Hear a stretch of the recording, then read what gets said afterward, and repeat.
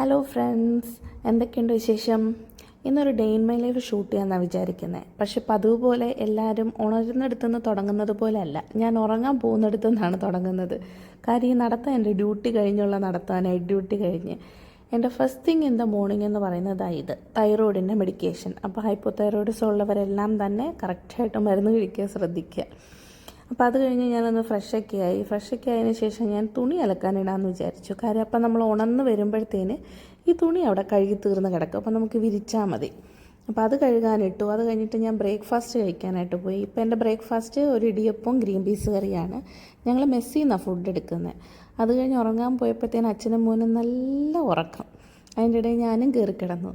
ഒരു 2 മണിയൊക്കെ ആയപ്പോൾ എണീറ്റ് കുളിച്ച് ഫ്രഷായി സുന്ദരിയായിട്ട് വന്നു. അത് കഴിഞ്ഞ് നമ്മൾ കഴുകിയിട്ട തുണിയില്ലേ, അത് വിരിച്ചിടാനായിട്ട് ഞാൻ ഇങ്ങനെ വിരിച്ചുകൊണ്ട് നിൽക്കുമ്പോഴാണ് നമ്മുടെ 2 കുറുമ്പന്മാർ, ഒരു കുറുമ്പനും ഒരു കുറുമ്പിയും കൂടെ അതിൻ്റെ ഇടയിൽ വന്ന് ഇങ്ങനെ വലിക്കുന്നുണ്ട്, പിടിക്കുന്നുണ്ട്, കളിക്കുന്നുണ്ട്. ഭയങ്കര കളി.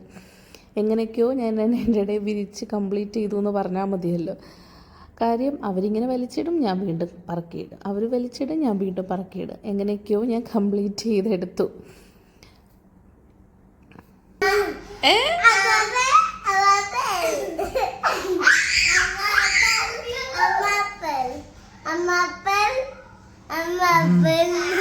അവരുടെ കളിയൊക്കെ കണ്ടുനിന്ന് സമയം പോകുന്നത് അറിയത്തില്ല. അപ്പോഴാണ് ഞാൻ വിചാരിച്ചെന്നാൽ ഒരു സ്ട്രോങ് കോഫി കുടിച്ചിട്ടാവാം, അപ്പോൾ എൻ്റെ പണിയൊക്കെ ചെയ്യാനുള്ളൊരു ഊർജ്ജമാവുമല്ലോ.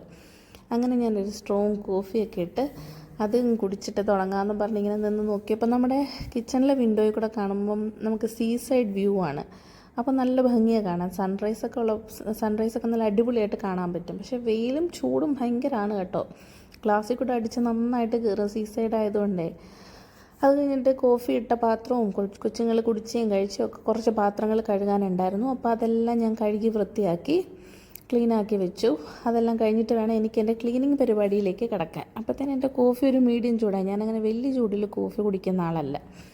അത് കഴിഞ്ഞതിന് ശേഷം ഇത് കണ്ടോ, ഞങ്ങളുടെ കൂടെ ഷെയറിങ്ങിൽ താമസിക്കുന്ന അവരുടെ ഫ്രണ്ട് നാട്ടിൽ പോയിട്ട് കൊണ്ടുവന്നേ ഇത് ഉണ്ടേന്ന് പറയും. നിങ്ങളുടെ നാട്ടിലൊക്കെ എന്താ പറയുക? ഞങ്ങളുടെയൊക്കെ ഇവിടെ ഉണ്ടേന്നാണ് പറയുന്നത്. യമ്മി ആയിരുന്നു, നല്ല ടേസ്റ്റ് ഉണ്ടായിരുന്നു.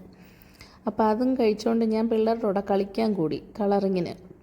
അപ്പം ഇങ്ങനെ ബ്ലൂ കളറ് കൗവിനെ വരയ്ക്കുന്നതായിട്ട് ഞാൻ അവളെ ഇങ്ങനെ കളിയാക്കിക്കൊണ്ടിരുന്നേ.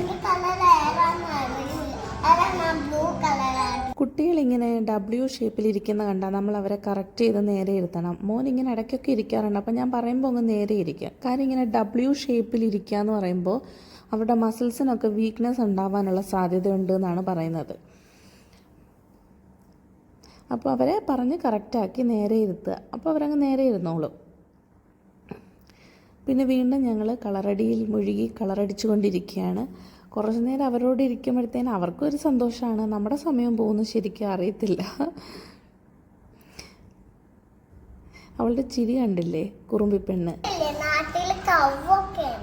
ആണോ? എത്ര കവുണ്ട്? പിന്നെന്തുണ്ട്?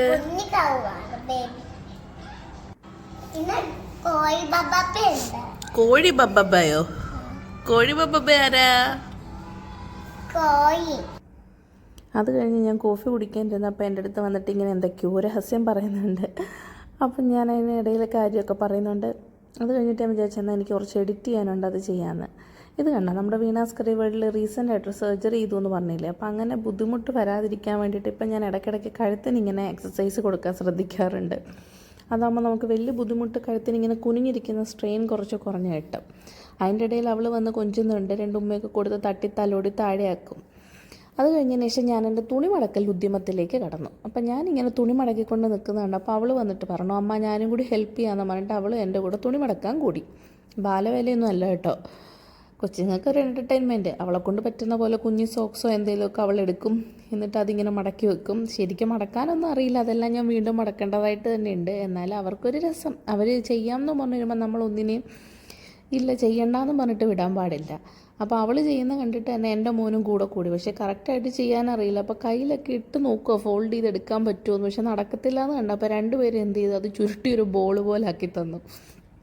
എന്തെങ്കിലും ആവട്ടെ, അവരെങ്ങനെയും ചെയ്യട്ടെ എന്ന് ഓർത്തു ഞാൻ. അപ്പോൾ അത് കഴിഞ്ഞിട്ട്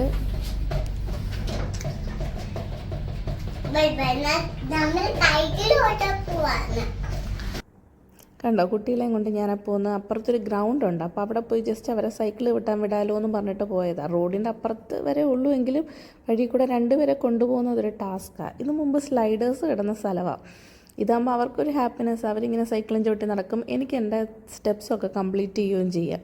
അങ്ങനെ അവർ കുറേ നേരം സൈക്കിൾ ചവിട്ടി, കുറേ നേരം ഓടിക്കളിച്ചു. ഞാനപ്പം നടന്ന് എൻ്റെ 10,000 സ്റ്റെപ്സ് കംപ്ലീറ്റ് ആക്കിയിട്ട് ഞങ്ങൾ 3 പേരും കൂടെ തിരിച്ചു പോരാനായിട്ട് രണ്ടുപേരും 2 സൈക്കിളിലല്ലേ വന്നു, ഇപ്പം എങ്ങനെ രണ്ടുപേരും ഒരു സൈക്കിളിലായി? അത് കഴിഞ്ഞതേ കുളിപ്പിച്ച് റെഡിയാക്കി രണ്ടിനെയും. എന്നിട്ട് കൊണ്ടുവന്ന് ചോറ് കൊടുക്കാനിരുത്തിയപ്പോൾ 2 ഒറിയോ ബിസ്ക്കറ്റുമായിട്ട് ഇറങ്ങിയിട്ടുണ്ട്. അപ്പം ഞാൻ ചോറും കൊടുക്കും, അവർ ഒറിയോ ബിസ്ക്കറ്റും കഴിക്കും. അവർക്ക് ചോറ് കൊടുത്ത് കഴിഞ്ഞതിന് ശേഷം ഞാൻ എന്ത് ചെയ്തു, ഞാനും ചോറ് കഴിച്ചു. അപ്പോൾ ഇന്നത്തെ ഞങ്ങളുടെ ലഞ്ച് മെസ്സ് ചോറ്, പച്ചമോര്, സാമ്പാർ, മീൻ വറുത്തത്, ബീട്രൂട്ട് തോരൻ, അച്ചാർ, ഇതായിരുന്നു. നല്ല കുശാലായിട്ട് ഫുഡൊക്കെ കഴിച്ച് കഴിഞ്ഞപ്പോഴത്തേനും നമുക്ക് കഴുകാനായിട്ട് അടുത്ത സെറ്റ് പാത്രങ്ങളായി. അപ്പോൾ ആ പാത്രങ്ങളെല്ലാം കഴുകി തീർന്നു. അത് കഴുകി തീർന്നപ്പോൾ എന്നാൽ കുട്ടികൾക്ക് വേണ്ടിയിട്ട് രാത്രി ഇങ്ങനെ കളിക്കുന്നതിൻ്റെ ഇടയിൽ അവർ ഓടി നടന്ന് കഴിച്ചോളുമല്ലോ എന്ന് പറഞ്ഞ് കുറച്ച് ഫ്രഞ്ച് ഫ്രൈസും നഗറ്റ്സും വറുത്ത് വെച്ചു. അപ്പോൾ അതാകുമ്പോൾ അവർ ഓടി നടന്ന് കഴിച്ചോളും. അത് കഴിഞ്ഞിട്ടാണ് ഞാൻ എൻ്റെ ക്ലീനിങ് പരിപാടിയിലേക്ക് നടന്നത്. അപ്പോൾ കുറേ ടോയ്സൊക്കെ ഇങ്ങനെ വാരി വലിച്ചിടും, ജ്യൂസോ ഇതൊക്കെ കുടിച്ചിട്ട് താഴെ ഒഴിക്കും. അപ്പോൾ നമ്മൾ ക്ലീൻ ചെയ്യുന്നതിൻ്റെ പുറകെ ഇത് തന്നെ നടക്കും, എന്നാലും ഇടയ്ക്കിടയ്ക്ക് ഇങ്ങനെ റുട്ടീനായിട്ട് ചെയ്തുകൊണ്ടേയിരിക്കും.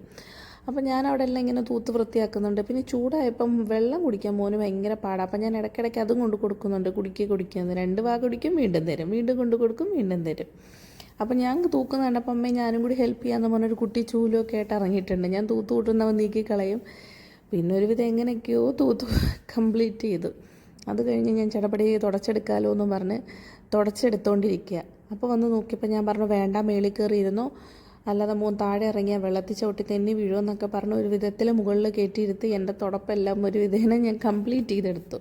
ഇനി ഇതാണ് ഞാൻ യൂസ് ചെയ്യുന്ന ഓയിൽ, നിശാവർണം ഹെയർ ഓയിൽ എന്ന് പറയും, നമ്മുടെ ആചാര്യ പഞ്ചകർമ്മയുടെ. ഇൻസ്റ്റാഗ്രാം പേജിലൂടെ കണ്ട് ഞാൻ യൂസ് ചെയ്ത് തുടങ്ങിയതാണ്. പക്ഷെ ഇപ്പോൾ ഒരു 1 ഇയറോളമായി ഞാൻ യൂസ് ചെയ്യുന്നത്. നല്ല കംഫർട്ടബിൾ ആയിട്ടുള്ളൊരു എണ്ണയാണ്. അപ്പോൾ ഇതിൻ്റെ കൂടെ ഞാൻ റോസ്മേരി വാട്ടർ സാധാരണ യൂസ് ചെയ്യുന്നത്. അപ്പോൾ എൻ്റെ കയ്യിൽ അത് തീർന്നു പോയതുകൊണ്ട് ഞാൻ ഈ മാമഅർത്തിൻ്റെ റോസ്മേരി എസൻഷ്യൽ ഓയിലും കൂടെ മിക്സ് ചെയ്തിട്ടാണ് യൂസ് ചെയ്യുന്നത്. ഓയിലിനകത്ത് ഇതിന് 3-4 ഡ്രോപ്സ് ഒഴിച്ച് നന്നായിട്ട് മിക്സ് ചെയ്തിട്ട് ഡബിൾ ബോയിൽ ചെയ്തെടുത്തതിന് ശേഷമാണ് നന്നായിട്ട് ഹെഡ് മസാജ് കൊടുത്ത് ഒരു 20 മിനിറ്റ്സോളം വെയിറ്റ് ചെയ്തിരിക്കും. അപ്പം അത് നന്നായിട്ട് അബ്സോർബ് ആകും. 20 മിനിറ്റ്സൊക്കെ കഴിയുമ്പോഴത്തേന് നല്ല ഷാമ്പൂ വാഷ് ചെയ്ത് കഴുകിക്കളയും. അപ്പോൾ ഈ എണ്ണ തലനീരൊന്നും ഇറങ്ങത്തില്ല. അതൊക്കെ കഴിഞ്ഞപ്പോൾ മോനങ്ങ് ഉറങ്ങിപ്പോയി. പിന്നെ കൂടുതൽ ഷൂട്ട് ചെയ്യാൻ നിന്നില്ല.